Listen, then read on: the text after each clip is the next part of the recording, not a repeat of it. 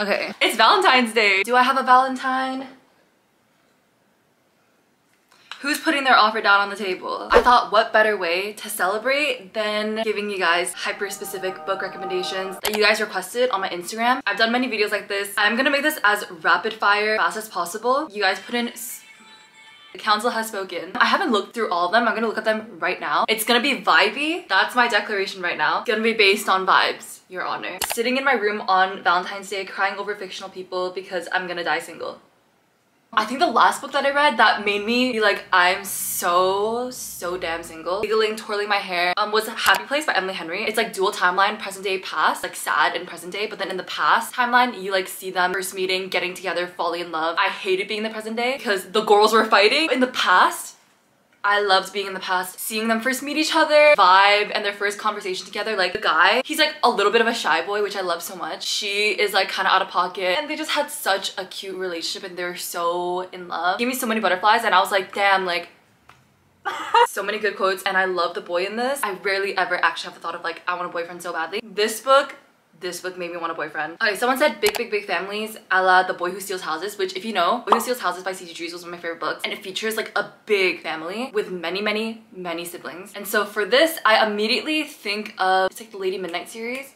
Freaking The Dark Artifices, it centers like the Blackthorn family, and there's so many siblings in that family. Literally every single sibling, except for the baby sibling who is just vegetative. He's literally a baby. They're all different ages. The eldest is like, I think like 20 something. All of them have their own separate, distinct stories and distinct things that they're going through, which I loved so much. Like I loved all the sibling dynamics. It's just a chaotic, fun family and they all love each other so much. Next one says, we can't be together, but I don't give a F with no spice. So there's many books that I think of for this. My go-to book recs, Legend by Marie Lu. It's like Secret Enemies to Lovers. I recommend it all the time. That book imprinted on me when I was in middle school, and I will not rest in my grave until we get a movie adaptation for that book. It's like criminal and then government agent who's hunting the criminal. They don't know each other's identities and they meet each other under secret identities. Also Dance of Thieves, very similar vibe. It's like head of the crime family and then one of the soldiers who is like supposed to be like hunting down that crime family. They get ankle cuffed together. They're out in the forest fending for their lives. They're chained together and they know that they're enemies, so they start out as enemies. One of my favorite enemies to lovers. Burns, that happened. That first half of the book to me is like a 6-star. Reread just that beginning part so many times. Cowboy Like Me vibes. I keep a running list of like Taylor Swift lyric book recs that I think about. I don't have one for Cowboy Like Me, but let me try to think of one right now. The one thing that I think about is the Chestnut Spring series by Elsie Silvers. I recently read Powerless, which is the 3rd book in the series. It's like childhood friends to lovers. She is engaged to someone and then runs away from the wedding. The whole series takes place on like a ranch and he's like quiet, introverted, and then she is like super sunshine. Her nickname is Sunny. That's not why I like the book,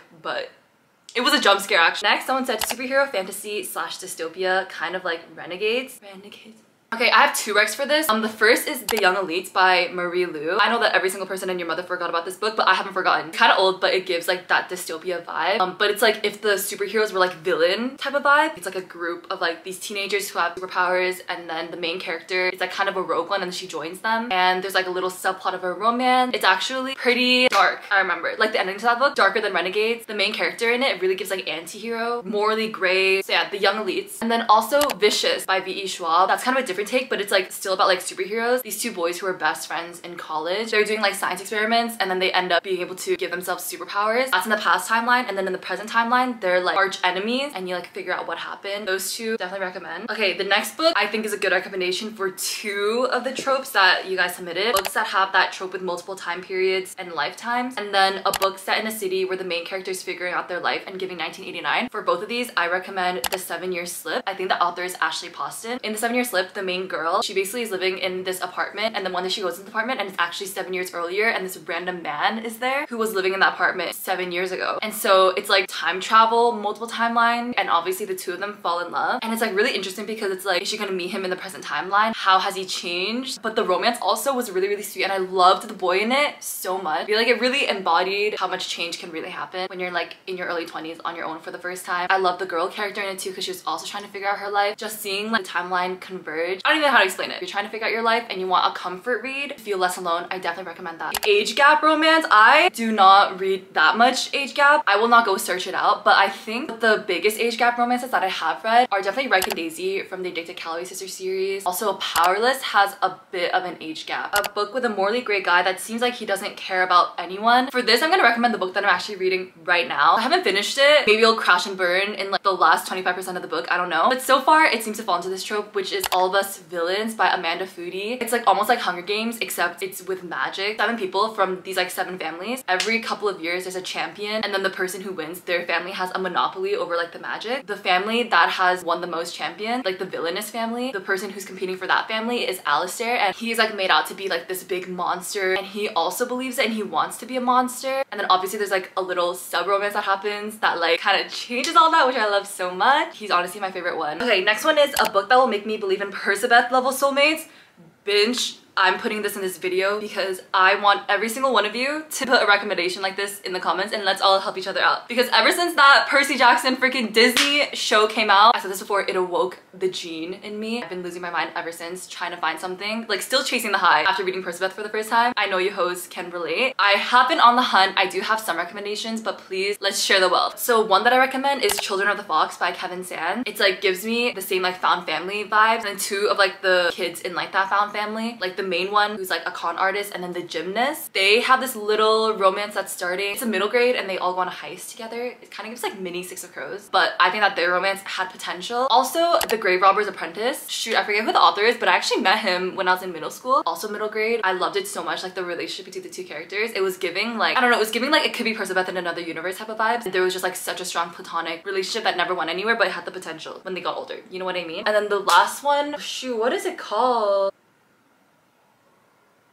Oh my god, I'm gonna put it on the screen right now. Whatever this book is, this book has like probably the closest Percabeth type platonic soulmate bond relationship. It's like a cute platonic relationship in the beginning. It just like is not as epic because it's like not an epic adventure series, but it definitely has like that really cute bond. Someone said the most diehard couple to ever exist, like a couple that gives. And you know that I could say so many couples for this, but I cannot go one video without mentioning the absolute loves of my lives that I think about every single day, which is Kaz and Inej from Six of Crows. If you haven't read Six of Crows, I tell every single person in my life to read it. You will be chasing the high, the Kaz and Inej high after reading this book for the rest of your life. Slow burn, so slow, but it gives the perfect amount. I think about them every single day. Every single person that I've recommended this to, they come out a changed woman. If someone says Archer by Taylor Swift, that's it, give me the rec. I can think of 2 books for this because it gives like the same vibes and it's by the same author and it's kind of the same trope, but it's the 2 books by Anne Liang, If You Could See the Sun and then I Hope This Doesn't Find You. They're both like academic rivals to lovers, where like the main characters are both kind of similar. A gorgeous Asian girl